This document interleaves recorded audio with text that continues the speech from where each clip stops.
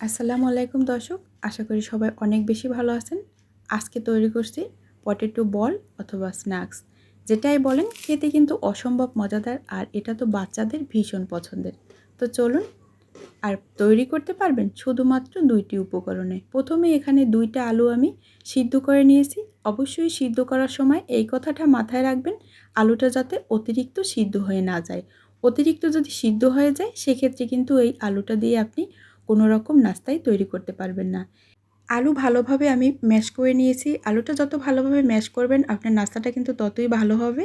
এখন 1/4 কাপ পরিমাণে এখানে আমি নিয়েছি কর্নফ্লাওয়ার, তার সাথে নিয়েছি ১ চিমটি পরিমাণে লবণ।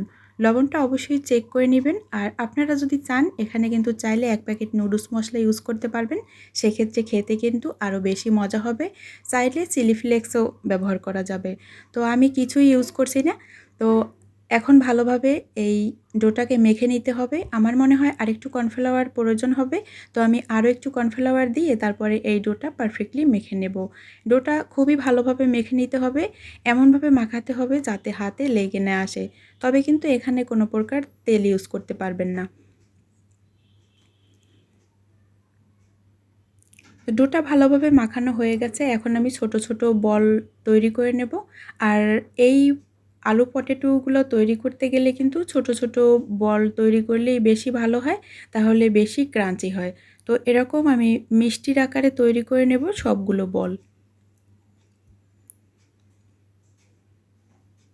এখন আমি আরও একটি তৈরি করে দেখাচ্ছি। এই পটেটো বলগুলো তৈরি করতে মাত্র ১৫ থেকে ২০ মিনিট সময় লাগে, কিন্তু খেতে হয় অসম্ভব মজাদার।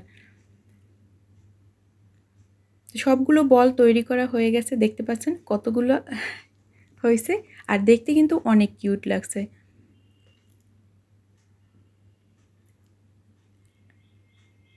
আর একদমই গোলাকার করে তৈরি করে নিতে হবে, তাহলে দেখতে অনেক সুন্দর লাগবে। এখন ভাজার জন্য এদিকে ফ্রাই প্যানে আমি যথেষ্ট পরিমাণে তেল নিয়েছি। তেল যখন হালকা একটু কুসুম গরম থাকবে ওই অবস্থায় কিন্তু নাস্তাগুলো দিয়ে দিতে হবে।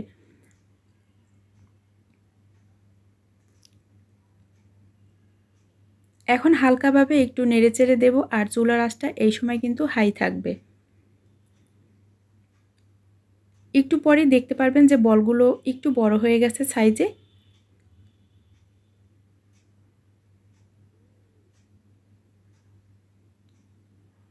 ১০ থেকে ১৫ মিনিট সময় নিয়ে ভেজে নিতে হবে, তাহলেই কিন্তু উপরটা একদমই ক্রাঞ্চি হবে। তো এখন পর্যন্ত কিন্তু চুলার আঁচ আমি হাইতেই রেখেছি।